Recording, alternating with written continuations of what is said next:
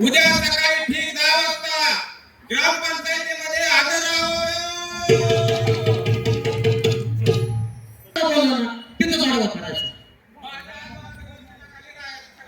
तो आमचा बाप बनतो. कुठला ठराव असताना मंजूर होऊन द्यायचा नाही. हा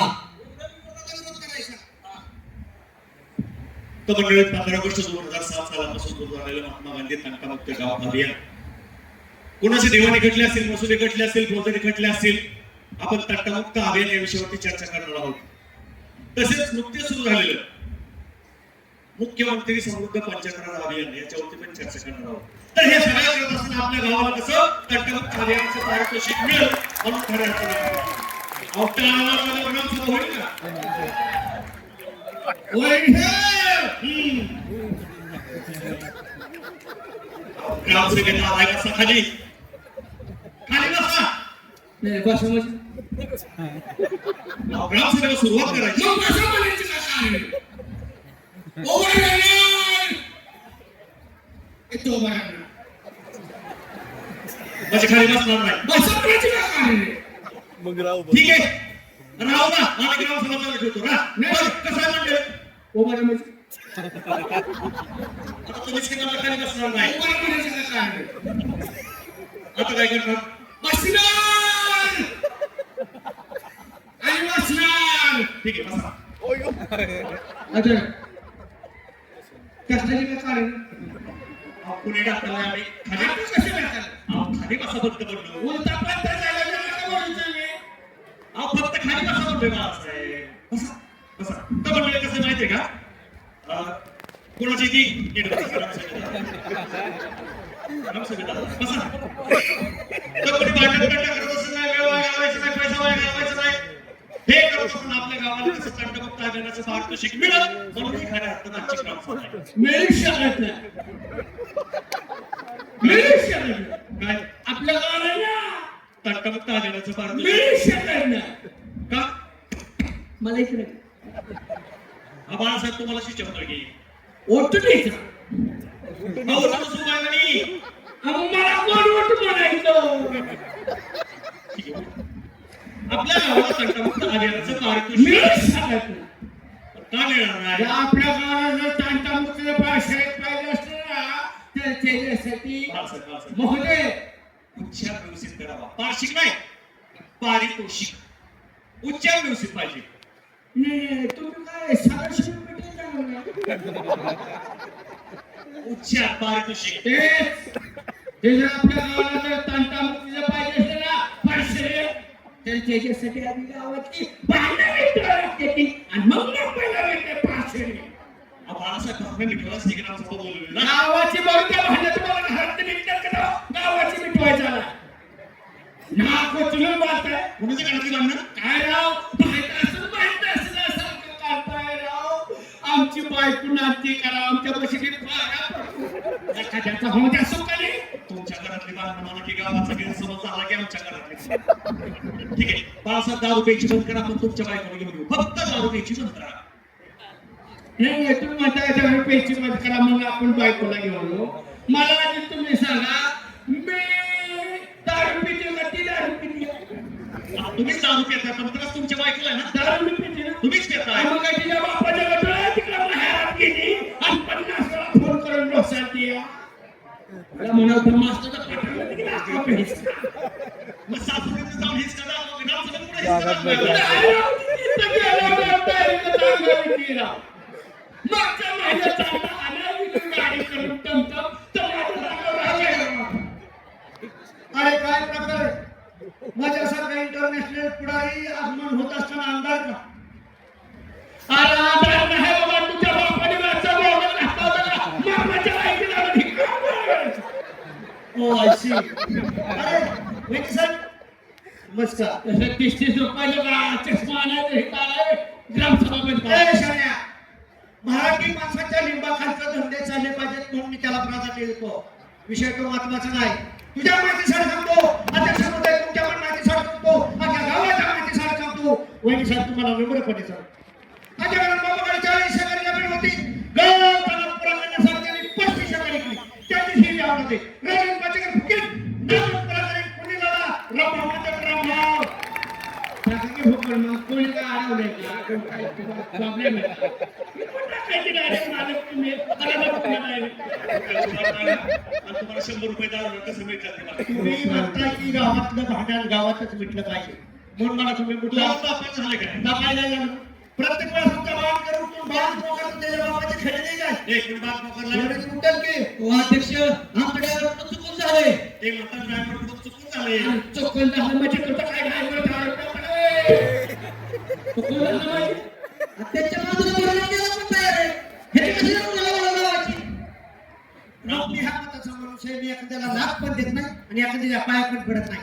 तेव्हा केलं तर मग माफी आहे. रामभाऊ त्यांनी सांगितलं ना चुकून झाले म्हणून. नाही नाही चुकून झालं म्हणजे तुम्ही राबावच्या पाठवून हात फिरून समजून काढताय. चुकूनच झालंय. चुकून झाले पण राबाव एकरी गेला तरी चालेल काकडी सोडायची नाही. आम्ही बाहेर निघालो, तुम्ही आम्ही काय म्हणतो काय? असं पार पोकरून संपल्यापेक्षा डायरेक्ट निघलेली नाही झाली.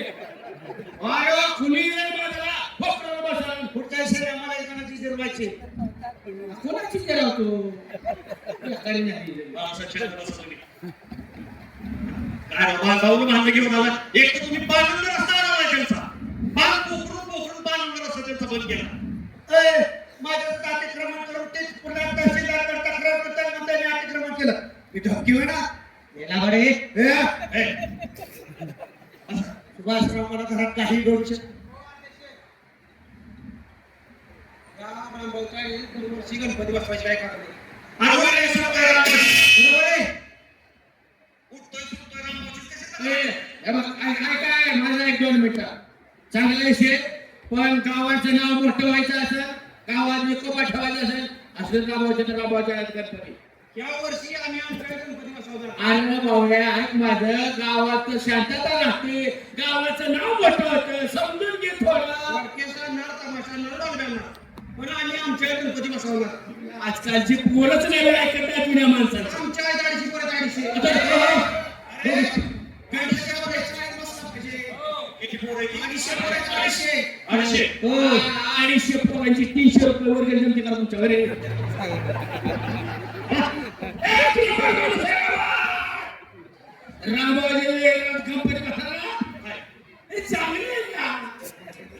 तुला आणखी म्हणायची बरं आणखी होय तुझ्या बापाने पहिले काढून घालून काढून केलं बरे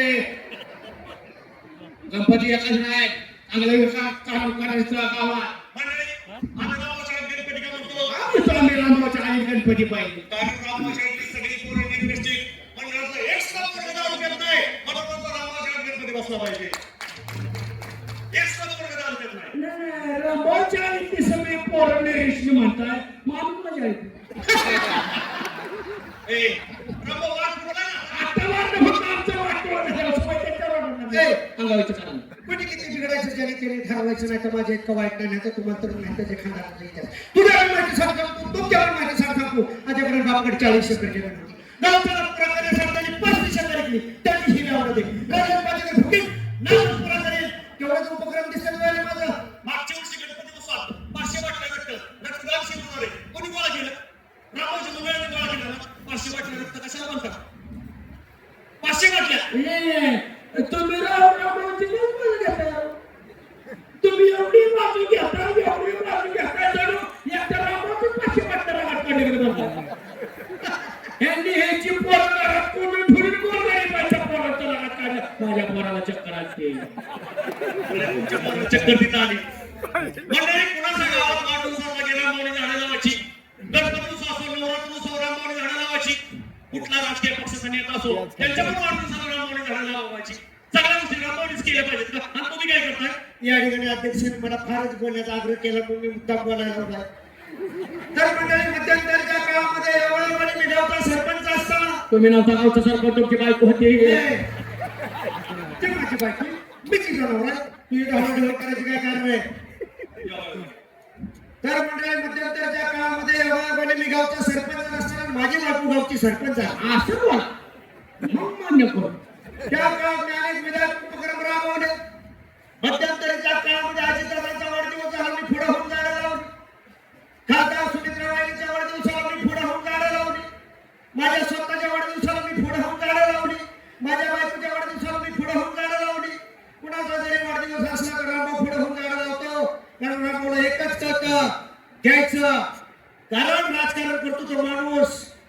पर्यावरणाचा विचार करतो तो पर्यावरणाचा झाडाचा समतोल.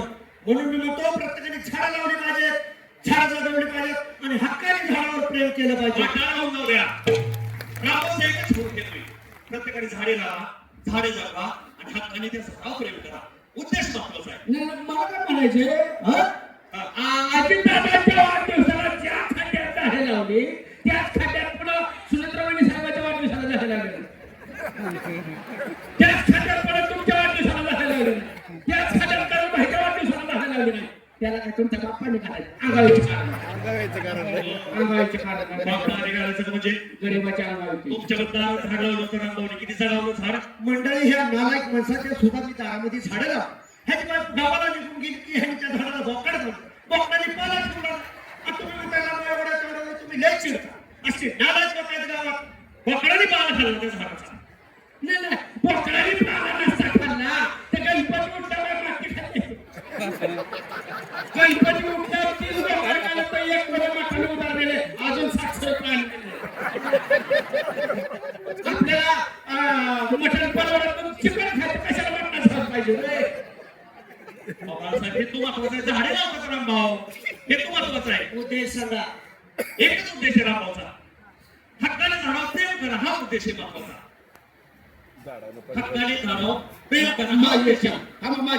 आता तुमची काही सारखी शंका आहे. आम्ही सगळ्याला बोलायला करा. तुमची शंका भारतीचा मोठी माझा हा काय शंका आहे? तुम्ही म्हणताय प्रत्येकाने झाडे लावा, झाडे जगवा, झाडा आणि प्रेम करा. हक्काने प्रेम केले पाहिजे. मग माझी शंका काय? समजा समजा झाडावर प्रेम करत असताना एखाद्या वर्ण खाली पैसे तर त्याचा काय बोलू तुम्ही?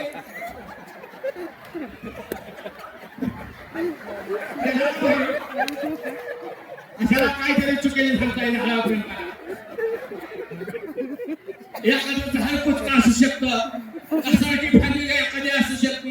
लोकांचं दुःख इतकं वाढले ह्यापेक्षा काही खाली जाऊ दे. झाडावर प्रेम करा. प्रेम करायचं असतं तर वैद्य साहेबांनी काटेवारी याचे झाडात ठेवून टाकले.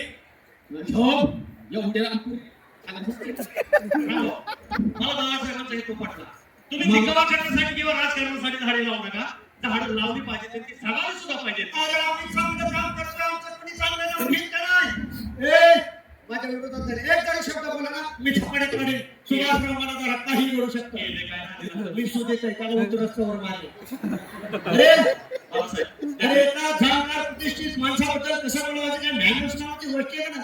बाळासाहेब त्यांनी एका भाषेत सांगितलं चपाटक पाणी त्यामध्ये 100 तर कसं म्हणाले? मला काय म्हणायचंय, चपाटक पाणी सांगितलंय. मी कुठे त्यांना काय बोलतोय, मी त्यांना काय बोलतच नाही. मला काय म्हणायचंय, ही गावची ग्रामसभा आहे. हो, गावची ग्रामसभा आहे. आणि गावच्या ग्रामसभेत प्रत्येक ग्रामस्थांना बोलण्याचा अधिकार असतो का नसतो? असतो ना, प्रत्येकाने बोललं पाहिजे ग्रामसभेत.